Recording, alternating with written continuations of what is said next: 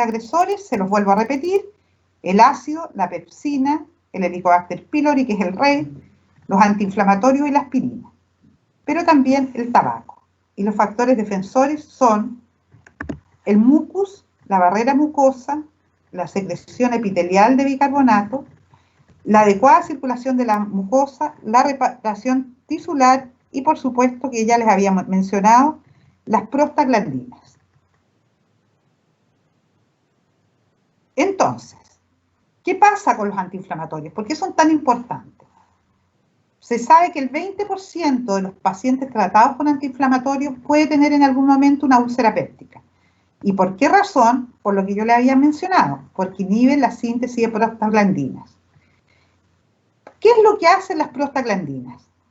Estimulan la secreción de muco y bicarbonato, aumentan la hidrofobicidad de la mucosa, inhiben la secreción de ácido y además, que es lo más importante, que aumenta la irrigación sanguínea gástrica. ¿Qué es lo que pasa con la aspirina? La aspirina disminuye la producción de mucus y disminuye también la hidrofobicidad de la mucosa gástrica.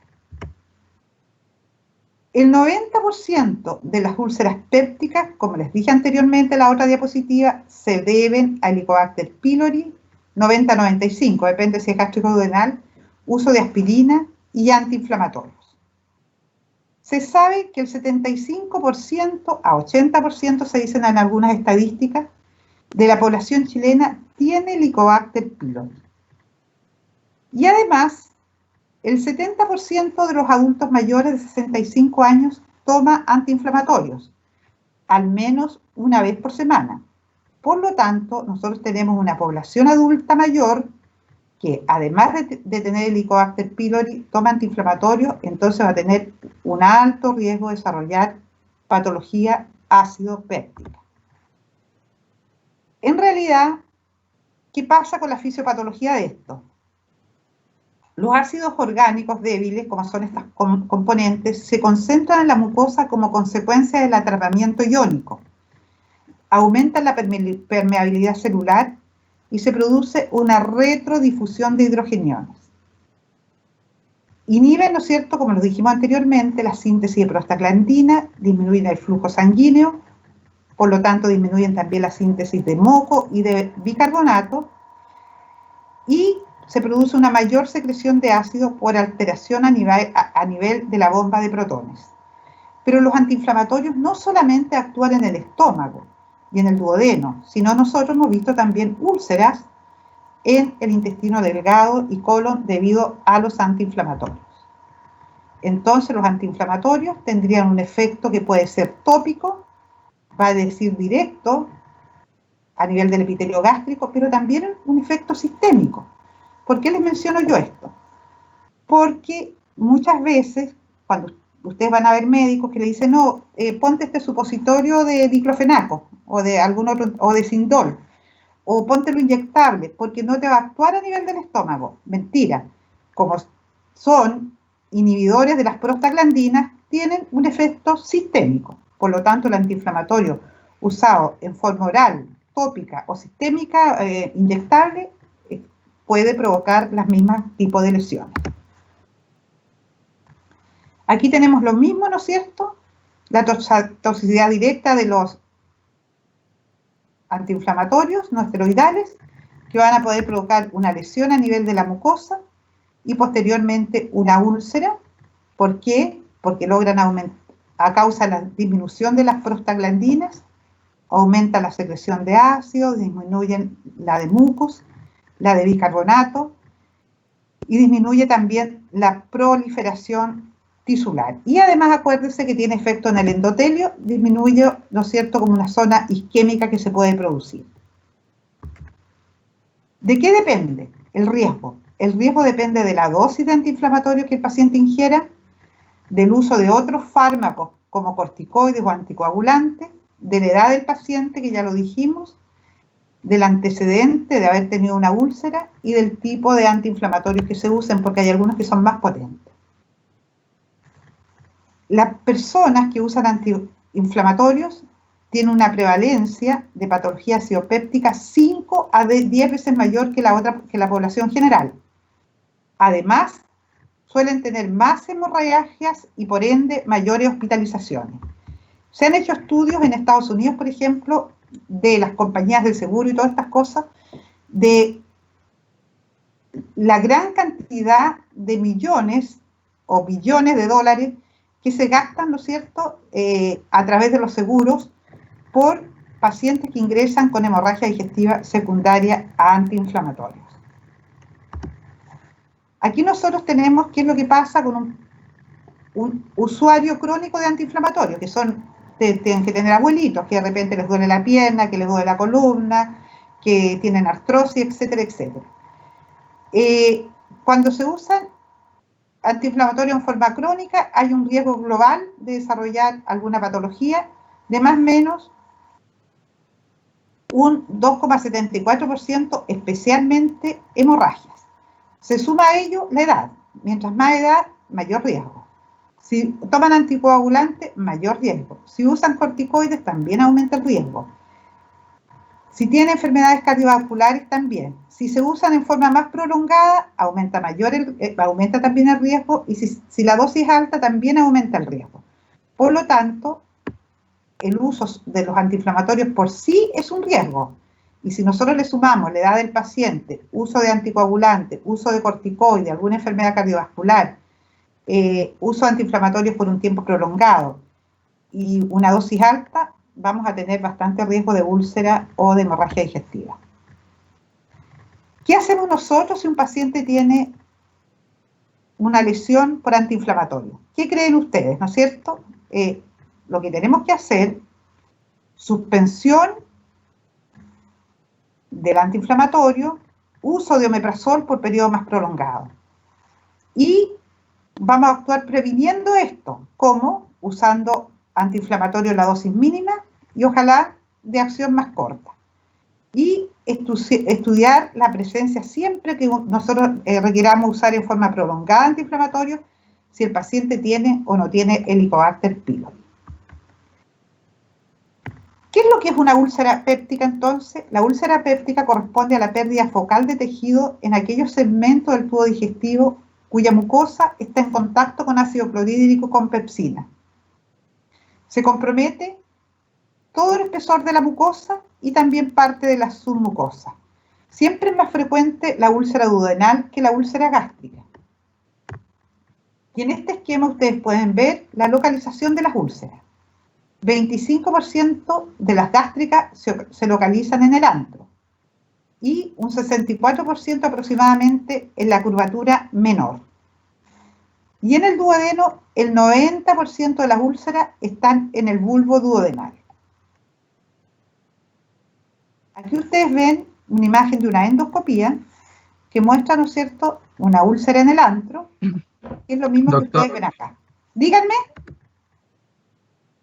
No, es que anteriormente los porcentajes que dijo no se vio la diapositiva, pero ahora corrió. Ahora vemos el antro y el píloro y una úlcera.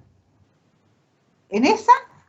Sí, ahí estamos ahí, pero la anterior de los porcentajes no se vio, pero ahora está bien. ¿Ahí? ¿La ven? Ahora sí. Ya, lo importante es que la mayoría está de las gástricas en la curvatura menor y en el antro. Y en las duodenales la mayoría están en el bulbo. ¿La lograron ver, no? Muchas gracias, ahí sí. Ya. ¿Esta diapositiva la vieron también?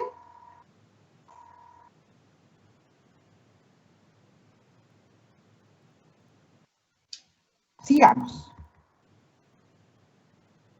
La incidencia a lo largo de la vida de tener úlceras de un 10%, aumenta en las mujeres de edad avanzada, y en realidad las hospitalizaciones por complicación de las úlceras gástricas especialmente han aumentado mucho, y eso es porque ahora tenemos población más añosa y que suelen usar antiinflamatorios. Aquí ustedes ven nuevamente lo que les decía, que el 70% de las úlceras gástricas están relacionadas al Helicobacter pylori. Y aquí nosotros tenemos una úlcera duodenal que tiene como un coagulito y se sabe que el 90-95% de las úlceras duodenales se relaciona al Helicobacter pylori. ¿Cuál es la clínica de los pacientes que tienen úlceras? Pueden ser totalmente asintomáticos. Uno hace una endoscopía de un paciente, por ejemplo, que está en estudio de, suponte tú, un paciente que está en estudio porque se va a trasplantar y le piden antes una endoscopía, jamás ha tenido dolores, jamás ha tenido nada, y uno hace una endoscopía y tiene una úlcera. Por lo tanto, hay un porcentaje de pacientes que no tienen síntomas. Un porcentaje debutan con una complicación. Y de los pacientes que tienen hemorragias por úlcera, un 60% de ellos tienen antecedentes de haber ingerido antiinflamatorios. Ya hablamos de que el riesgo dependía de la dosis, de la edad, de si están o no con anticoagulantes. Como me preguntaba una de las alumnas, me preguntaba qué tipo de tratamiento se usa para erradicar el Helicobacter pylori. El tratamiento estándar es el que yo les menciono ahí. Se usa omeprazol, 20 miligramos cada 12 horas por 14 días. Sin embargo, esas son las normas. Sin embargo, nosotros estamos doblando la dosis porque hay algunos trabajos importantes liderados por el equipo del Dr. Royan que ha demostrado que es mucho más eficaz en erradicación el doble de la dosis de omeprazol. Vale decir 40 miligramos cada 12 horas, que es lo que yo actualmente estoy usando. Se puede usar asociado a, primera línea, siempre a claritromicina. ¿Cuánto? 500 miligramos cada 12. Y a amoxicilina, 1 gramo cada 12. Estos 3 medicamentos se toman cada 12 horas durante un periodo de 14 días. ¿Estamos de acuerdo? Hay distintos esquemas para los alérgicos a la amoxicilina, etcétera, etcétera, pero de eso no vamos a hablar y es cosa de que ustedes lo busquen en cualquier lado, a decir, este es el esquema para los pacientes que son alérgicos a la amoxicilina. Lo importante de esto, recordar, es que este es el esquema tradicional. Pero ¿cuál es el problema? Un 20% de los pacientes que nosotros usamos este esquema sigue con la bacteria activa. Porque en Chile tenemos bastante resistencia a la claritromicina. Después vamos a hablar un poquito de tratamiento cuando terminemos la clase. Entonces, ¿cuáles son las formas clínicas? Como os decía anteriormente, puede ser asintomático. Un paciente puede tener un síndrome ulceroso, recuerdan ustedes que lo vimos el semestre pasado, epigastralgia urente, ¿no es cierto? Un ardor que lo despierta en la noche, que se presenta entre las comidas, que se pasa comiendo, etcétera, etcétera. Puede haber epigastralgia con síntomas dispépticos y, ojo, que la primera manifestación de una úlcera también puede ser una complicación, pero lo habitual es que el paciente tenga un síndrome ulceroso. En el examen físico, nosotros en la úlcera podemos tener una discreta sensibilidad en la palpación del epigastrio. Puede existir una obstrucción pilórica cuando ya hay una complicación y ahí el paciente va a tener bazuqueo. Recuerden que el bazuqueo uno pone el estetoscopio en el abdomen, en la pared abdominal, y mueve el abdomen y va a encontrar como que se moviera una botella con líquido. Y puede haber, por ejemplo, si es que tiene hemorragia digestiva, palidez. ¿Cuáles son las complicaciones? El sangrado, la perforación, la penetración y la obstrucción pilórica, de los cuales me voy a referir ahora. De las hemorragias digestivas altas, o sea, un paciente puede tener una hemorragia digestiva alta y no necesariamente va a ser una úlcera. Sin embargo, las hemorragias digestivas altas, un porcentaje importante, son pacientes que tienen úlcera péptica, aunque recuerden que la gastritis también es muy importante. De los pacientes que tienen úlcera, la mayoría son mayores de 60 años, 2/3. La mortalidad de un paciente que sangra puede llegar, fíjate, hasta un 5 a 10%, que no es despreciable. Y el mayor riesgo está en úlceras que son muy grandes, las úlceras del canal pirórico y algunas úlceras muy profundas. Cuando un paciente tiene una hemorragia digestiva, lo primero que se hace, ¿no es cierto?, obviamente que lo vamos a ver más adelante, es compensarlo hemodinámicamente, etcétera, etcétera, y se le hace una endoscopía. ¿Qué rol tiene la endoscopía? Que nosotros podemos, primero que nada, identificar qué está ocurriendo, ¿no es cierto?, qué es lo que está sangrando. Y si es una úlcera, la vamos a clasificar de acuerdo a cómo está la úlcera, y vamos a ver si es factible, por ejemplo, si tiene un vaso que esté sangrando durante la misma endoscopía, inyectarle una sustancia y provocarle entonces que pare la hemorragia. Y existe lo que se llama la clasificación de Forrest, que es para ver, por ejemplo, el 1 significa que ese paciente lo llevamos a endoscopía, pero vamos a ver que si es un Forrest 1, porque tiene o está sangrando activamente, o tiene un vaso visible, qué sé yo, nosotros, o sangrando en napa, nosotros vamos a decir que este paciente tiene mucho riesgo de sangrar en las primeras 24 horas. Entonces, es una clasificación endoscópica que no me importa que se la sepan para nada, pero sirve para que cualquier médico que después vea el resultado de la endoscopía pueda decir, este paciente en realidad no puede quedar en el servicio de urgencia nomás, lo vamos a llevar a una unidad de cuidado intensivo, porque tiene mucho riesgo de sangrar. Aquí nosotros tenemos, por ejemplo, el Forrest 1, donde se ve un sangramiento activo. Un Forrest 2, se fijan que hay como unas lesiones ahí con un poquito de sangre, y eso significa que el paciente tuvo un sangramiento reciente. Aquí el Forrest 3, que es lo que generalmente encontramos, que es un paciente en realidad que lo único que tiene es una úlcera con fibrina. Entonces el Forrest mide el riesgo de recurrencia del sangrado de acuerdo a la endoscopía. Entonces nosotros siempre vamos a tener mucho ojo con estos pacientes. Y está sangrando activamente, ahí ustedes ven el chorrito de sangre, que es Forrest 1A, y este paciente que está sangrando en napa, 1B. Esos son los que tienen mayor riesgo de sangrar. Sin embargo, ustedes ven este, por ejemplo, el 2B, que es lo que tiene un coágulo visible, y este que es el 2A, tiene un vaso visible, que también tiene riesgo de sangrar, pero los que tienen mayor riesgo de sangrar son los clasificados en Forrest 1. Profesora, Dígame. ¿a qué se refiere con sangrado en napa? Sangrado en napa es como si, mira, esto que ves acá, que sangra de todos lados, así como, ¿te fijas? Una napa, así como que cubre todo el sangramiento, que está sangrando, no logra identificar el punto. En cambio acá, mira,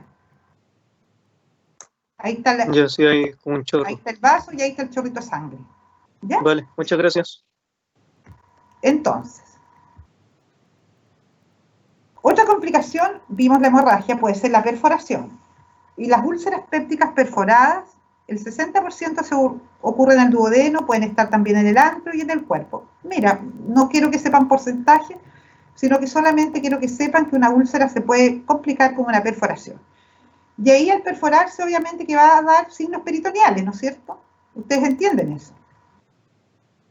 El paciente va a tener un intenso dolor. Si se diagnostica precozmente la perforación, el pronóstico va a ser bastante bueno. Si se diagnostica tardíamente, va a tener una alta mortalidad porque va a haber infección a nivel peritoneal, ¿no es cierto? Puede haber sepsis y muerte. Por lo tanto, siempre hay que considerar dentro de las causas de un abdomen agudo una perforación de una úlcera. ¿Qué significa perforación? Que una úlcera se abrió, atravesó toda la pared del estómago o del duodeno y provocó, ¿no es cierto?, una peritonitis. Eso se entiende. Y eso es una complicación, afortunadamente no es nada de frecuente. Otra complicación es una penetración. También se va a caracterizar por un intenso dolor y las penetraciones es cuando se abre la úlcera a alguna víscera que está al lado, por ejemplo, que se abra a páncreas o algún órgano. Se puede abrir a la vía biliar, al duodeno, etc. Y cuando se penetra páncreas, puede provocar lo que se llama una pancreatitis. y se pueden producir distintas complicaciones como abscesos y fístulas entre la zona de perforación de la úlcera, que puede estar perforada la aorta, al colon, al colédoco o al páncreas. Otra forma de complicación es la obstrucción. Y eso se va a caracterizar porque el paciente va a tener náuseas, pérdida de peso, va a quedar satisfecho precozmente y lo más importante que como va a estar obstruido el paso del alimento y del ácido gástrico, ¿qué va a pasar? Que el paciente va a tener vómitos y esos vómitos van a ser vómitos generalmente alimentarios, es decir, de alimentos que el paciente ha consumido 8 o 12 horas atrás. Y esto nosotros lo tenemos que diferenciar nuevamente de todo lo que es dismotilidad gástrica y cáncer. Porque recuerden, yo les voy a dar después un esquema, pero una úlcera puede estar ubicada en el canal pilórico, benigna, y puede provocar una estenosis en esa zona. Estenosis significa estrechez del píloro y puede provocarnos, ¿no es cierto?, una obstrucción, o sea, no va a pasar el alimento hacia abajo y el paciente va a vomitar. Muy parecido a lo que ocurre con un cáncer gástrico en el antro. ¿Alguna duda? ¿Tienen alguna duda o no? ¿Alguna duda? No, profesor. No. Ya, aquí nosotros tenemos una pieza operatoria de un paciente que tuvo una úlcera gástrica, que parece que no se le hizo el diagnóstico precozmente porque hay pieza operatoria. Aquí nosotros igual tenemos un paciente que probablemente esto es de una necropsia, porque hay una pieza operatoria de una úlcera duodenal, probablemente el paciente tuvo una hemorragia masiva y falleció. Eso ocurría mucho más frecuente años antes. Ahora en realidad con el advenimiento de las endoscopías que se hacen precozmente, que se pueden hacer tratamientos endoscópicos, habitualmente los pacientes, si es que se hacen un buen diagnóstico, el manejo precoz hace que los pacientes tengan una muy buena evolución. Entonces, ahora vamos a ir a los casos clínicos, pero quiero compartir pantalla con ustedes. Espérenme un minutito.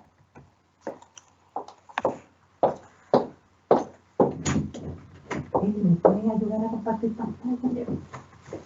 Ah, te transmitió. Te transmitió. ¿De qué necesito compartir pantalla? ¿Ya? Compartir mi pantalla con ellos para verlos a ellos. Ah, ya. ¿Los quiero ver a ellos? Sí. Pero igual que vean la figura. ¿No se puede? ¿O los ve a ellos o ve los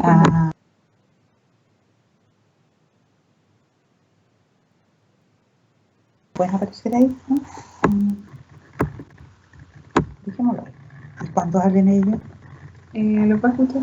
Ahí ya. Ahí. Esa es la cámara. Ya, entonces les vamos a presentar los casos clínicos. ¿Ya, chicos? ¿Me escuchan? Sí. Sí, profe. Vamos a ir al caso clínico número 1, que quería ver si se podía compartir pantalla, pero parece que no se puede. ¿Va? ¿Qué hago aquí? Cerremos eso. Ya está. Ya, aquí nosotros tenemos un paciente de 67 años, quien es portador de hipertensión arterial. Si tienen alguna pregunta, me la hacen. Su hipertensión está en tratamiento con enalapril, que es un antihipertensivo, inhibidor de la ECA, que se usa bastante frecuentemente, cada 12 horas. Una diabetes mellitus que está con metformina y además el paciente tiene historia de tabaquismo crónico. En junio del 2020, de este año, cuadro de dolor precordial intenso, por lo que se hospitaliza en la unidad coronaria, ¿no es cierto?, con sospecha de isquemia miocárdica. Entonces tenemos un paciente hipertenso, terapia con enalapril, diabetes mellitus con metformina y tabaquismo crónico.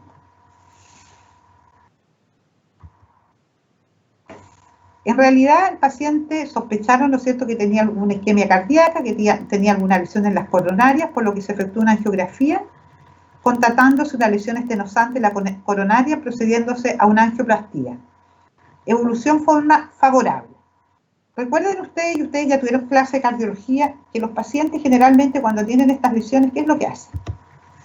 Le dejan terapia, ¿no es cierto?, de lovastatina 80 miligramos, le dejan aspirina, y resulta que el paciente después de esto presentó un cuadro de hematemesis, vale decir, vómitos con sangre y melena. Y esto lo presentó después que el paciente se fue de alta. Esto es bien frecuente, ¿eh? Nosotros nos llegan a endoscopía en forma regular pacientes, tal cual este caso que yo les acabo de mencionar. ¿Qué le harían ustedes a este paciente? ¿Cómo procederíamos? A ver, el paciente ya saben ustedes, ya hicieron la clase, tienen cuadros de hematemesis y melena. ¿Qué es lo que harían?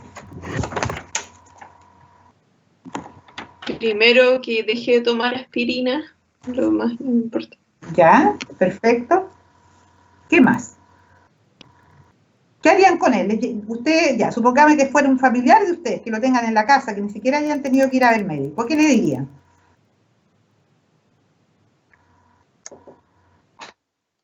Ya ustedes están en tercer año de medicina, están en la mitad de la carrera, así que me tienen que resolver este puzzle. Es una hemorragia digestiva alta por la presencia de melena Ya, y hematemesis. ya, Realizar una endoscopía. ya. Pero antes, ¿qué le dirían al paciente? A ver, está en su casa el paciente, ¿qué le vamos a decir? Que tome la claritromicina con amoxicilina, omeprazol. Espérate, el paciente está en tu casa y vomitó sangre. ¿Qué le dices tú? ¿Tu abuelito, tu mamá, tu hermano? Hay que evaluar la cantidad. ¿Ah? Primero que se tranquilice. Ya, después. ¿Qué hacemos con él? Evaluar si puede respirar bien. Ya, el paciente está respirando bien, pero ¿qué hacemos con él en esa emergencia? Está vomitando sangre. Vomitó sangre. ¿Ah? Ver si es de origen digestivo o respiratorio también puede ser. Ya, pero es de origen digestivo porque él vomitó sangre, no tuvo esa tos que es diferente cuando hay hematemesis. ¿Qué hacemos con un paciente en estas circunstancias?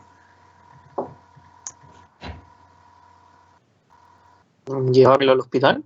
Exactamente. Lo primero, frente a una hemorragia digestiva, tenemos que acudir con el paciente al hospital, ¿ya? Porque es una emergencia, es una hemorragia. No podemos decirle, tampoco podemos dejarle tratamiento antibiótico ni nada. Lo primero es que tenemos que estabilizarlo hemodinámicamente en un hospital, ¿no es cierto?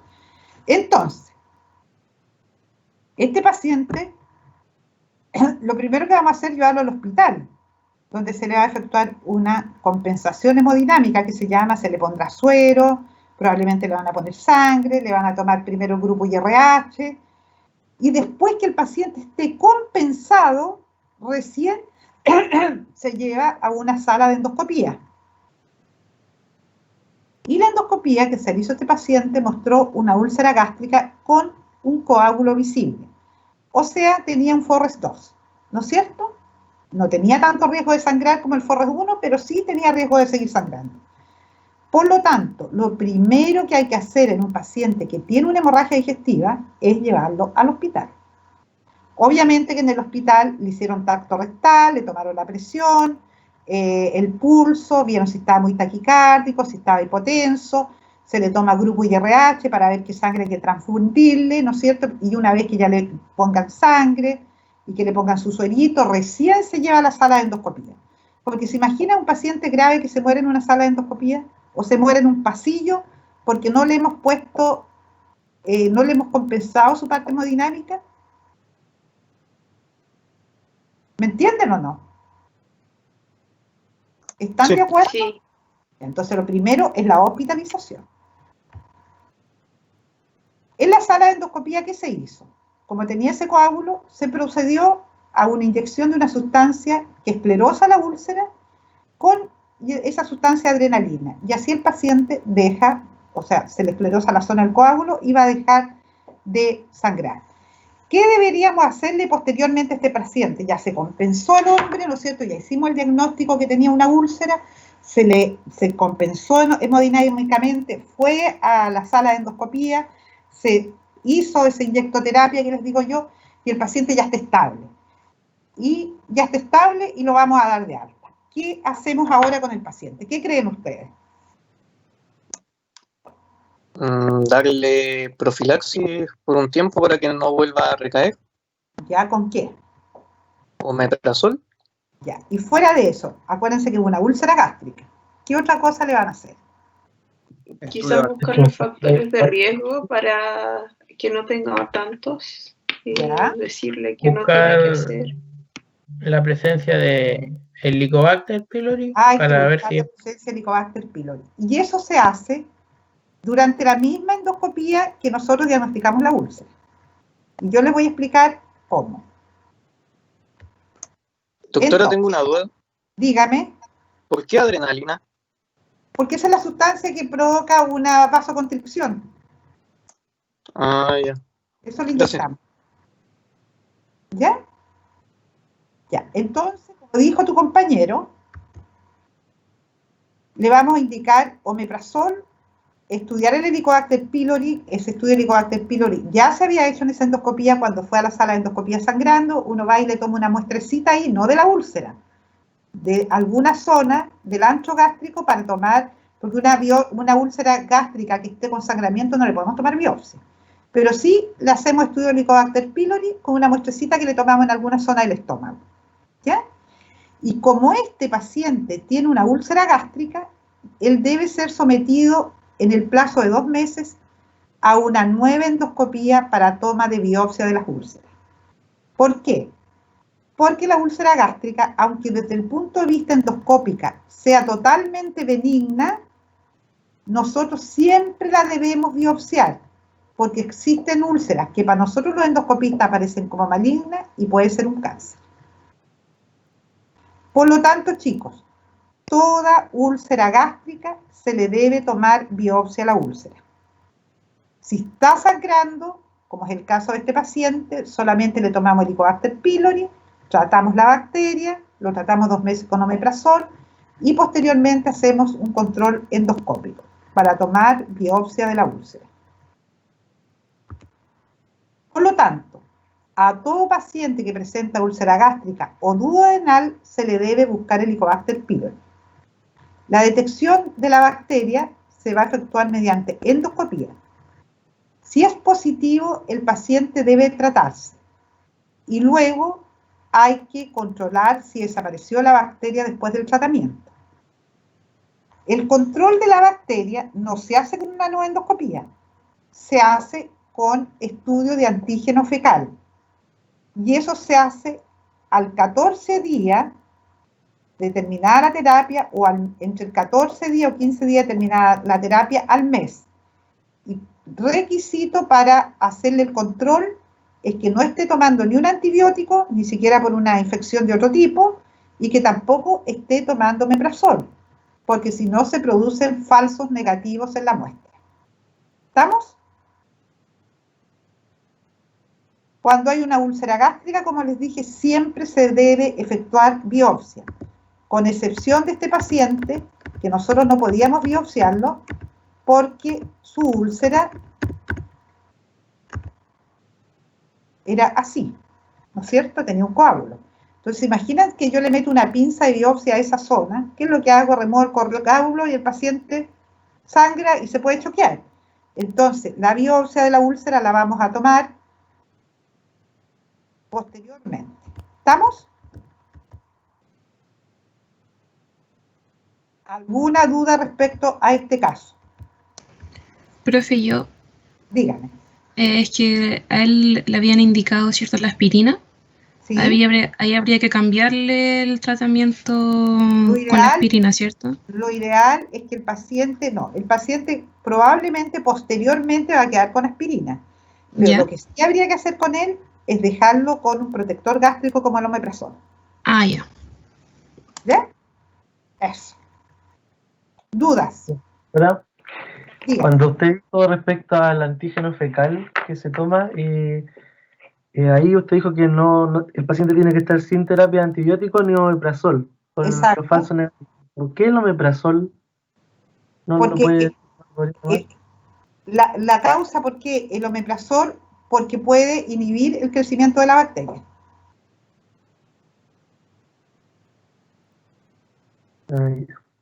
¿Ya? ¿Alguna otra duda? Yo, doctora. Dígame. Más o menos eso de ¿por qué periodo de tiempo tiene que estar sin omeprazol y sin terapia antibiótica antes de hacer el antígeno? 15 días. 15 días, un mes. Ya, gracias. ¿Alguna otra duda? Sí, ¿por qué el omeprazol inhibe el crecimiento de la bacteria? No está muy claro el efecto. Ah, ya. Pero se sabe que lo inhibe. Ajá. ¿Alguna otra duda? Gracias. ¿Alguna otra duda?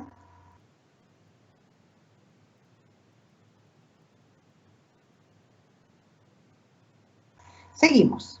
Otro casito, ¿ya? Entonces, se indicó omeprazol por 2 meses, era una úlcera gástrica, estudio Helicobacter pylori, y posteriormente, ¿no es cierto?, dijimos control endoscópico con biopsia, y eso, consideraciones ya las dijimos. Caso clínico número 2. Tenemos un paciente de 60 años, quien tiene antecedente de tabaquismo crónico, quien inicia hace más o menos 4 meses cuadro de saciedad precoz. Saciedad precoz es que tú quedas satisfecho con poquito. Presenta náuseas, baja de peso y en el último mes vómitos oscuros. ¿Ya? Entonces acuérdense, saciedad precoz, queda muy llenito rápidamente, náuseas, baja de peso y en el último mes vómitos oscuros. El paciente se ve enflaquecido en el examen físico, bastante pálido, un poco sudoroso, una presión que está un poquito baja y discretamente taquicárdico. En el examen físico, las conjuntivas están pálidas. ¿Por qué están las conjuntivas pálidas? A ver. ¿Por qué creen ustedes?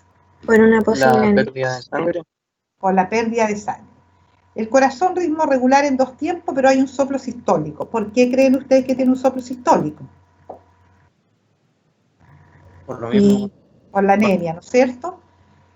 El abdomen, el pulmón dice murmullo vesicular discretamente disminuido y en el abdomen hay bazuqueo. ¿Qué está traduciendo este bazuqueo?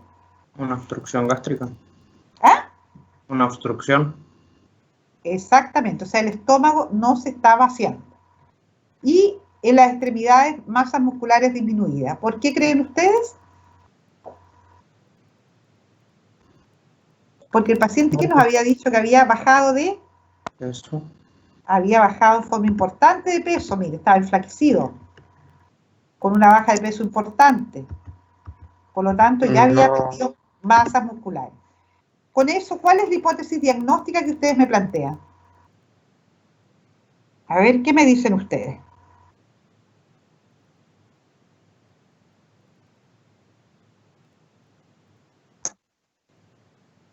Una úlcera que provoca estenosis pilórica. ¿Ya? Pero por ya, la baja de peso igual se podría decir que podría ser alguna neoplasia. Podría ser alguna neoplasia. O sea, ¿ustedes piensan que puede tener una úlcera pilórica, duodenal, por ejemplo, del píloro, que está obstruyendo el vaciamiento gástrico? Pero también podría ser una neoplasia gástrica, ¿no es cierto? ¿Estamos? Bueno, y además tendría un síndrome anémico. ¿Estamos de acuerdo? Además podemos sacar otro diagnóstico más. Síndrome anémico, ¿no es cierto? Una hemorragia digestiva. Por el vómito oscuro, podría ser, pero también puede ser vómito de retención, ¿no es cierto? Y si nosotros miramos acá, en nuestra hipótesis diagnóstica es lo mismo que ustedes plantearon. Tiene una retención gástrica, ¿no es cierto? Por eso el bazuqueo. Puede tener una neoplasia gástrica en el antro, puede tener una úlcera del canal pilórico. Estas son hipótesis diagnósticas. Toda esta confirmación se va a hacer mediante endoscopía y además tiene un síndrome anémico, ¿no es cierto? Entonces, una vez que nosotros tenemos estos diagnósticos, vamos a pedirle algunos exámenes. Y los exámenes que le pedimos son los generales, ¿no es cierto?, un hemograma y una endoscopía alta. Yo me quedaría con estos dos exámenes. Estos otros yo lo puse por ponerlo, pero estos son los exámenes que nosotros le vamos a pedir, además de un perfil bioquímico y todo el cuento. El hemograma obviamente que va a mostrar anemia, y la endoscopía nos puede mostrar lo siguiente. Allí está el píloro, mira, en esa zona de ahí. Nosotros estamos viendo una úlcera que está obstruyendo. Pero esta úlcera, mira cómo es de fea. Se fijan, irregular en sus bordes, por lo tanto, lo más probable es que esto sea una neoplasia. Ahí yo les muestro otra imagen de una neoplasia antral. Miren cómo se ven las neoplasias del antro. Piensen que ahí está el píloro. Y miren esta masa que protruye aquí. Aquí nosotros tenemos otra úlcera. Y más acá está el píloro. Pero lo que tiene el paciente al final es esta zona que se llama infiltrada por un cáncer gástrico. Y por eso, como no puede vaciar el estómago, se acumula toda la comida en el estómago y el paciente cuando se hace la endoscopía está lleno de comida. Es como si tú te metieras a una olla de sopa, no sé qué cosa, y está lleno de alimento, y alimento a retención, que tiene bastante mal olor. Así que los vómitos oscuros tienen que haber sido mezcla de la retención gástrica, más probablemente, como dijo alguno de ustedes, una hemorragia digestiva. Ahora, ¿por qué puse esta diapositiva? Porque no todos los cánceres gástricos son tan grandes como estos que estamos viendo aquí. A veces son tan pequeñitos como este. Y se parecen mucho a una úlcera. Por eso insisto que es tan importante la biopsia en todo paciente que tiene úlcera gástrica. Incluso, si nosotros le hacemos una endoscopía a un paciente con úlcera gástrica y los biopsiamos en su primera endoscopía porque no está sangrando, al cabo de 2 meses hay que repetir la endoscopía para ver si desapareció la úlcera. Entonces, en resumidas cuentas, lo que tenía el paciente era un cáncer gástrico en la zona antropilórica. Pero respecto al alumno o alumna que me dijo que podía ser una úlcera pilórica, también podría haber sido. Solo la endoscopía nos da el diagnóstico.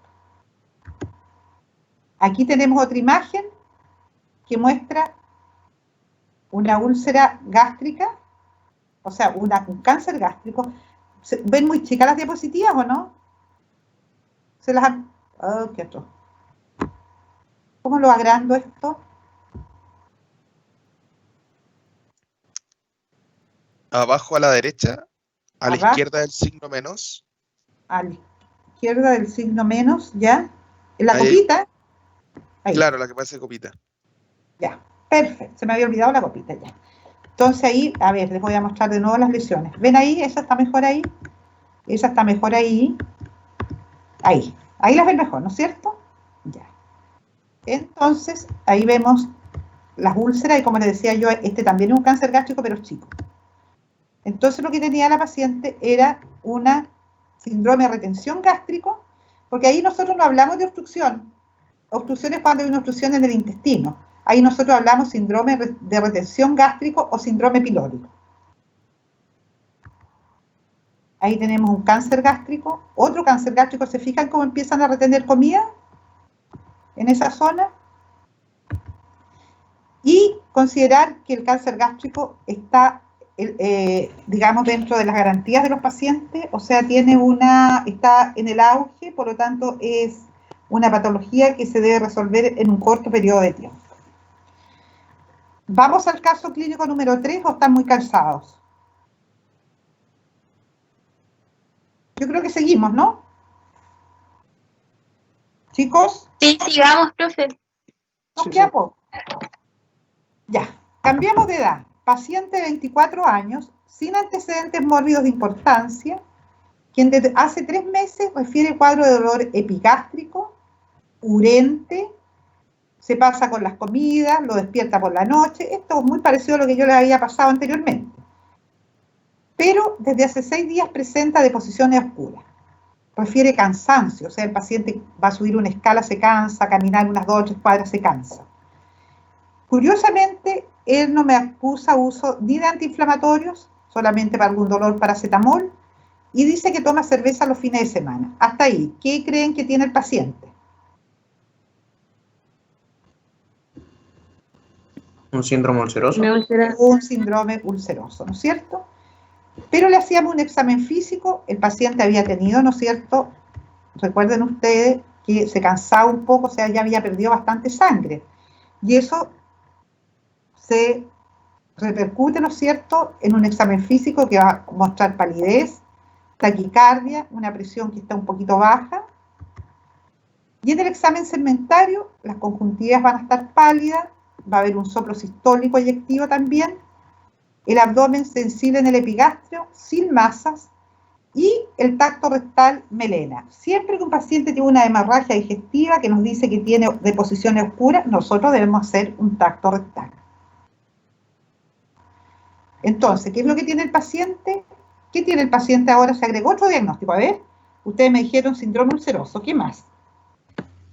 Hemorragia digestiva alta. Hemorragia digestiva alta. ¿Y qué más? Un síndrome anémico. Un síndrome anémico. ¿Ven? Estamos súper bien. Entonces, los diagnósticos son esos que ustedes me acaban de decir. ¿Y cuál será el manejo? ¿Qué creen ustedes? El manejo primeramente de la anemia. Ya, pero ¿qué vamos a hacer con él? Porque tiene melena, porque está pálido. Lo vamos a manejar en el consultorio, lo vamos a manejar en la casa. ¿Qué vamos a hacer? ¿O lo vamos a llevar al hospital? Hay que llevarlo al hospital, ¿no es cierto? Porque el paciente ya tiene compromiso hemodinámico. Entonces lo hospitalizamos, le pedimos qué exámenes le vamos a pedir.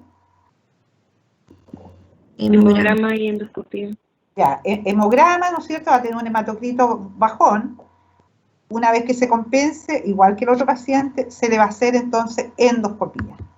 Miren el hematocrito que tenía, bastante bajo. Este hombre inicialmente tiene que haber tenido, cuando estaba sano, un hematocrito de 40%, por lo tanto tiene que haber perdido bastante sangre. Y en la endoscopia, ¿no es cierto?, se compensó en el servicio de urgencia y posteriormente se llevó a sala de endoscopia. Aparece una úlcera Forrest 1B. O sea, estaba sangrando como la 1B, en napa, ¿no es cierto? ¿Se acuerda que la 1A era como un jet, como un sacamiento arterial? Y se efectuó manejo endoscópico, estudio en la endoscopía del Helicobacter pylori, el cual fue positivo y hubo que erradicarlo. En realidad, eso es lo que tenía más o menos el paciente, ¿no es cierto? El sangramiento en napa. Aquí ustedes ven una úlcera del duodeno que está con fibrina y restos de coágulos. Aquí ustedes tienen una úlcera gástrica en un saco herniario, pero eso no tiene mayor importancia. Y lo importante es ver esta zona de aquí donde existía esa úlcera duodenal. La clasificación de Forrest, que nuevamente se las menciono, que no quiero que la memoricen ni me interesa, solamente tener el concepto de que es importante porque eso nos da el riesgo de resangrado del paciente. Eso es lo importante que sepan ustedes. ¿Y cómo lo vamos a manejar este paciente? Es una úlcera duodenal. ¿Qué le hacemos? ¿Qué creen ustedes? A ver, una úlcera duodenal de un paciente que llegó al hospital y tiene la bacteria positiva. ¿Qué le vamos a hacer? Y que dejó de sangrar. Primero hay que restablecer los niveles de hematocrito. Perfecto, ya. Y después supongamos que ya lleva 4 días hospitalizado y el paciente está bien. ¿Qué van a hacer? A ver, primero está hospitalizado. ¿Qué le van a indicar durante la hospitalización? Además de transfundirle sangre, ponerle probablemente suero, ¿qué más le van a hacer? Con todos los conceptos que yo le acabo de dar. ¿Qué medicamento van a usar?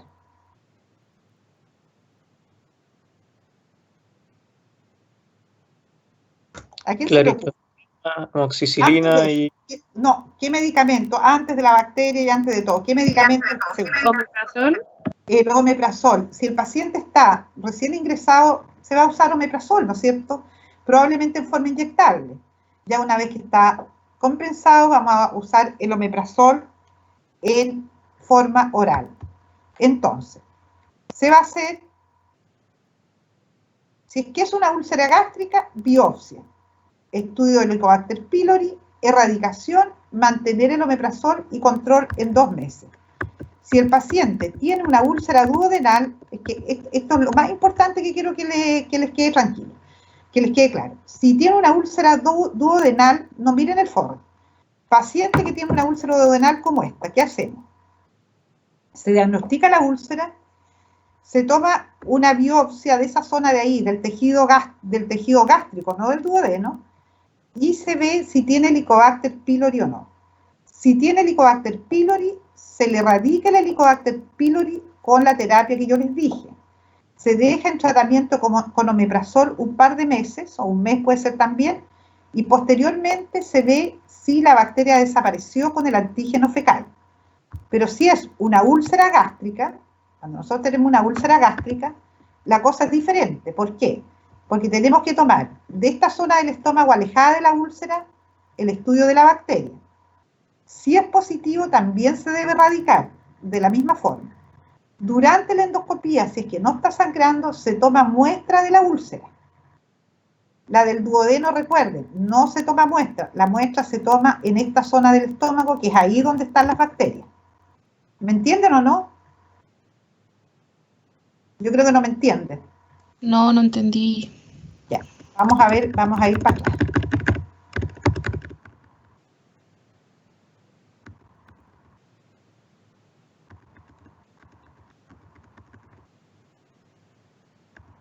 Déjame ver un mono. No, no, no. O este de aquí. Ya. ¿Están viendo este monito o no? Sí. ¿Sí? Ya. Si hay una úlcera en el duodeno, aquí, aquí o acá, esto se llama duodeno, lo que se toma es una muestra aquí de la bacteria, del antro del estómago, porque en la zona del antro es donde prolifera más el Helicobacter pylori. ¿Estamos? ¿Me entendieron bien? Sí. Sí. Y se trata la bacteria. Si nosotros tenemos una úlcera gástrica, ya sea aquí, ya sea aquí, ya sea aquí, estamos hablando gástrica, o ya sea acá, se debe tomar primero una muestra de la bacteria en esta zona del antro. Pero si tiene una úlcera gástrica, nosotros debemos biopsiar la úlcera donde esté. Por ejemplo, si está en esta zona, se le toma muestra acá, a la úlcera. Porque siempre en la úlcera gástrica existe la posibilidad de que sea maligna. Ahí se debe tomar la biopsia. ¿Me entienden bien? En cambio, el Helicobacter pylori se toma en otra zona del estómago alejado de la úlcera. ¿Se logra entender ahora? Sí. A ver, explíqueme usted. Si tengo una úlcera duodenal, ¿qué voy a hacer? Biopsia del antro biopsia de la úlcera y evaluar el antro. Si es Sí. duodenal, no se toma biopsia de la úlcera porque las duodenales son todas benignas. Si es úlcera duodenal, se toma nada más que una muestra de Helicobacter pylori del antro gástrico. ¿Estamos? Para ver si tiene la bacteria. Y si es úlcera gástrica, se toma Helicobacter pylori del antro y muestras de biopsia de la úlcera. ¿Se entiende? Sí, profesora. Sí. Totalmente. Ya, y si tenemos el Helicobacter pylori, le vamos a dejar entonces omeprazol, claritromicina, amoxicilina en las dosis que yo les mencioné. Y en aquellos pacientes que nosotros los controlamos con antígeno fecal y vemos que sigue el antígeno pese a la erradicación de la úlcera, se cambia la claritromicina por levofloxacino en dosis única, es decir, solamente 500 miligramos. ¿Estamos?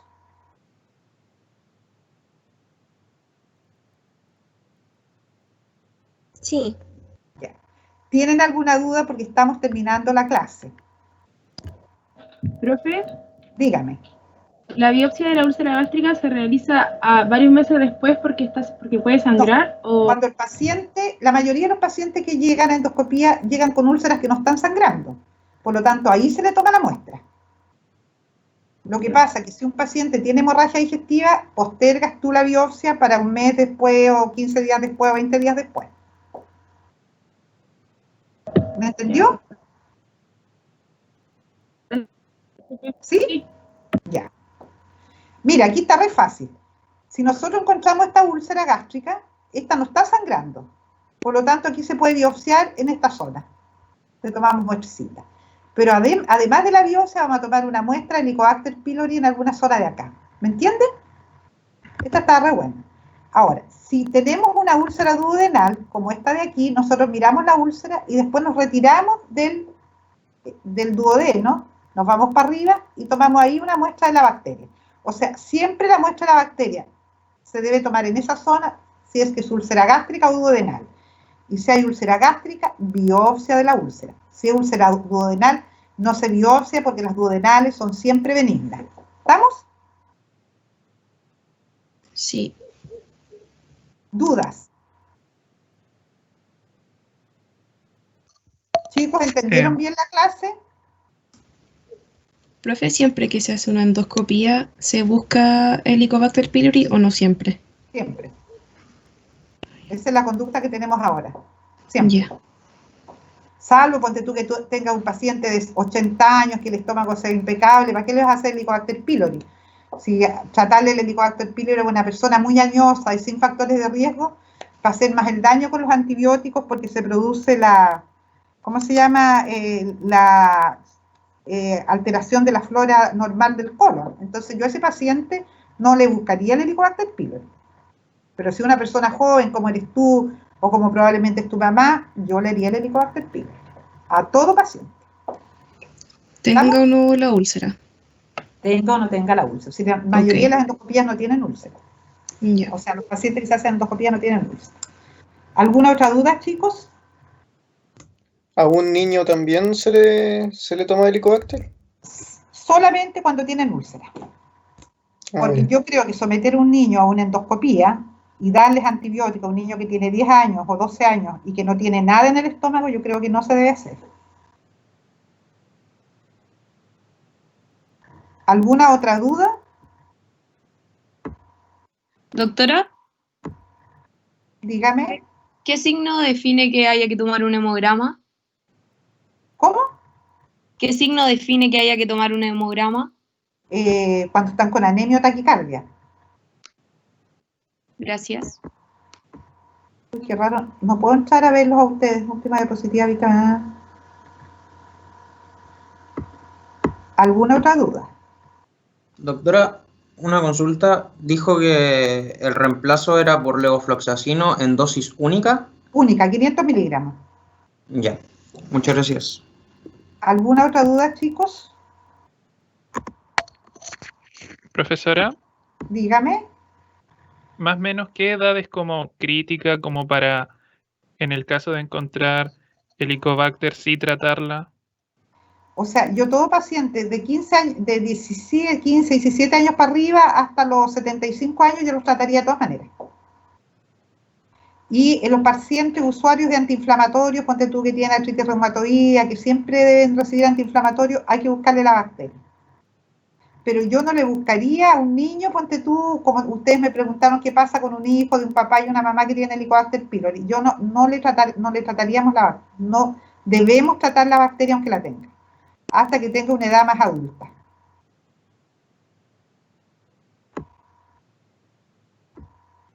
¿Dudas?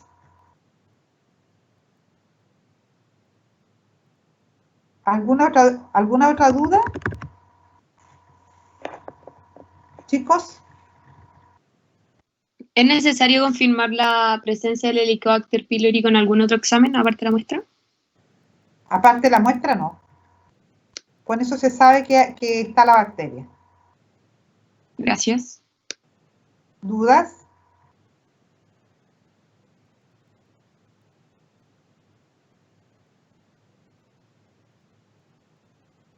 ¿Algo más? Chicos.